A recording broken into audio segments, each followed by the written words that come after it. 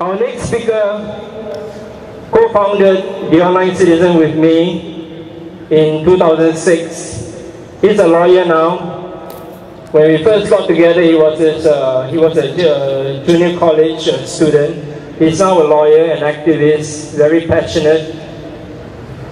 And he's still with The Online Citizen, although I'm not. So anyway, here's Mr. Choo Zheng. Thank you.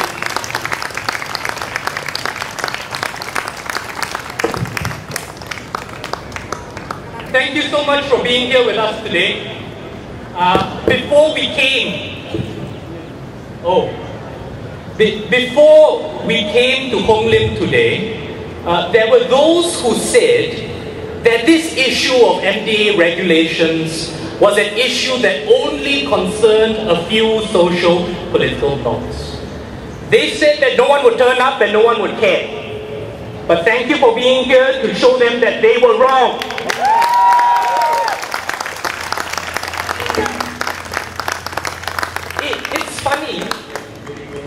It's funny when I hear the Minister for Communications and Information say that this is a movement of activists with far-fetched concerns. Dr. Yaacob, this is not a rabble. These are the concerns of real Singaporeans who you have circumvented in passing these regulations.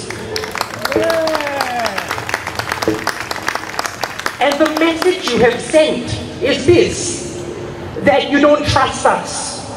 You don't trust Singaporeans to handle the truth. You don't trust your people who elected you to handle the truth. Let me tell you this here in Hong Lim Park, you can't handle the truth.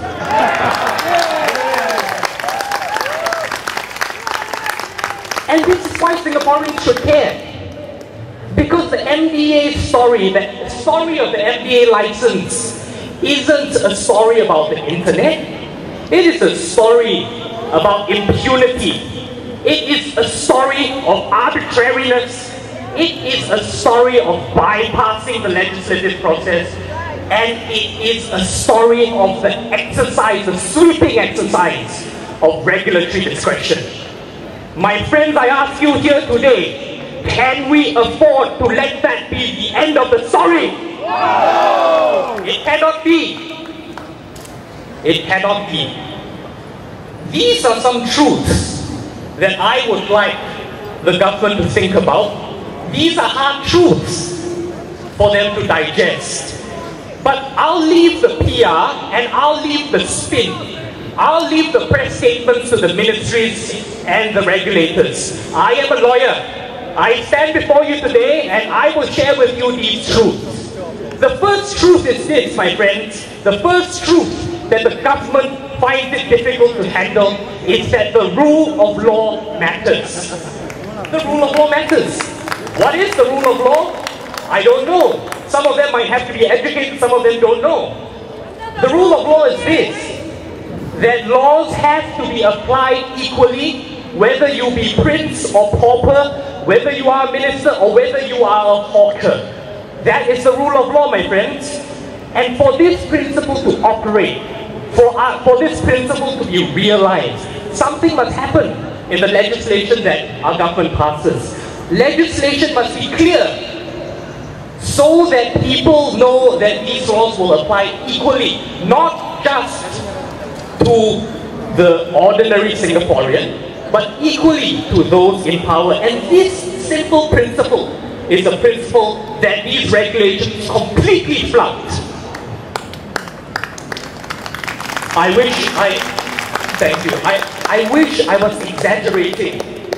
I wish I was exaggerating when I say these regulations are nonsensical. That they are so broad, they make no sense. That they are so widely framed that they cannot be good law. I wish I was exaggerating, my friends, but I'm not. Let me read to you what the definition of a Singapore news program that is now the law of this land is.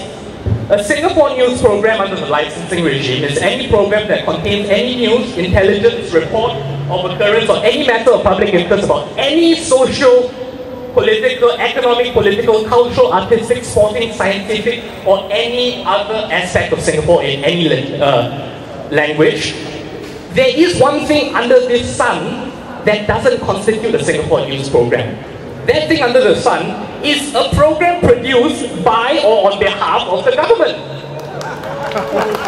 How convenient. Given the breadth of these new laws, which by the way were passed without consultation, were bypassed Parliament, ignored the Constitution, given the breadth of these laws, how do we know how they're going to be applied? The truth is this, even the ministers don't know. Minister Tan Chuan Jin, when he was on Talking Point, tried to explain the difference between a news program and a blog. He couldn't. The more he talked and the more he tried to explain things, the less people understood.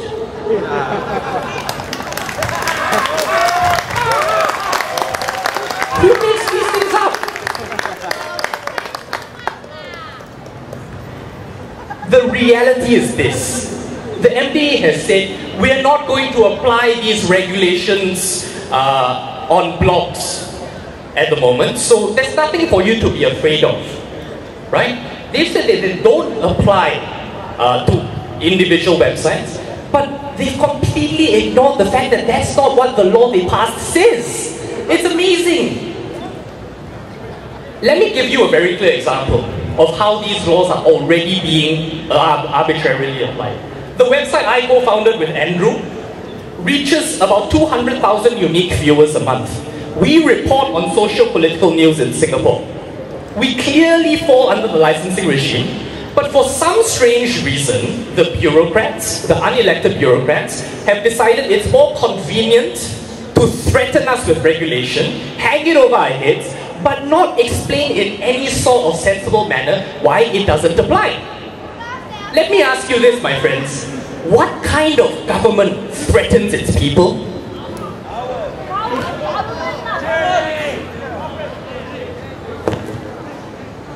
So, to Dr. Yaacob I say this. The sword you hang over our heads, the heads of community websites, you use that sword or you put it down.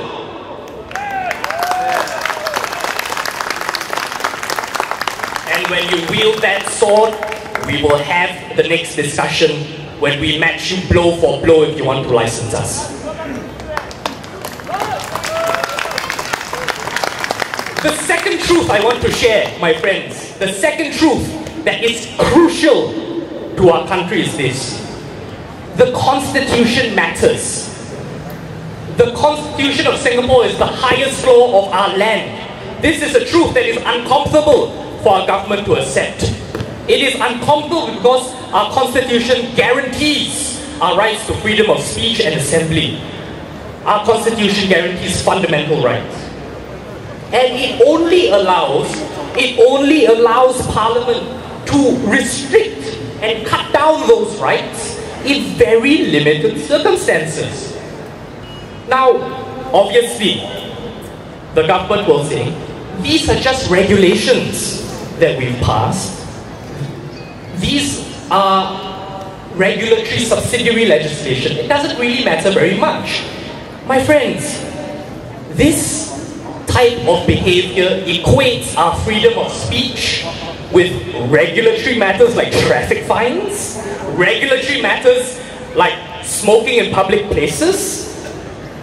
My friends, the message I want to send to the government today is this. The truth is, our Constitution matters, and you need to treat it respectfully. We are talking here about the right to express your views on a website like mine that reaches 200,000 people a month, which could have to close down if the government uses the licensing regime on us. This isn't a traffic offense. This isn't smoking in public. These are rights that matter.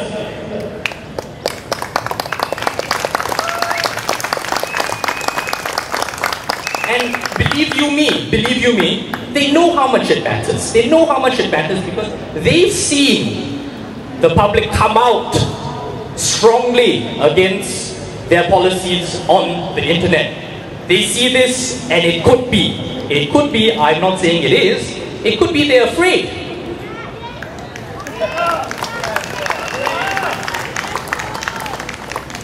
The last truth I want to share with you, my friends, is this: that Parliament matters.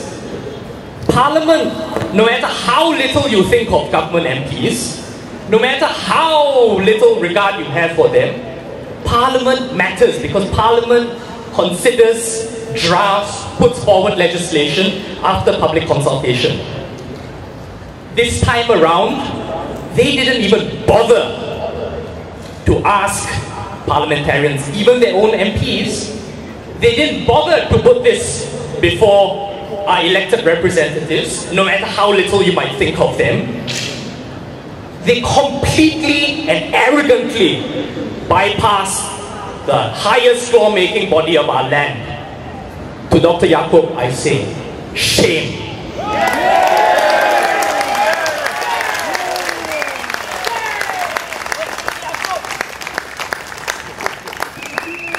So our message today here is not just for the activists and those in opposition. Our message here cuts across political divisions.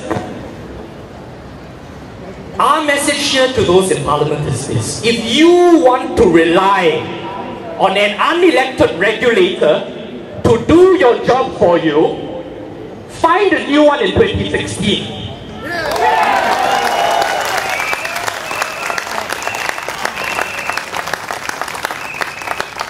So these are the truths that matter so fundamentally to our country. These are the truths that the licensing regime attacks. And these are the truths that you need to stand here and defend and share with your friends and tell them and educate them. The battle hasn't ended. This isn't the end, my friends. This is the beginning. Thank you very much.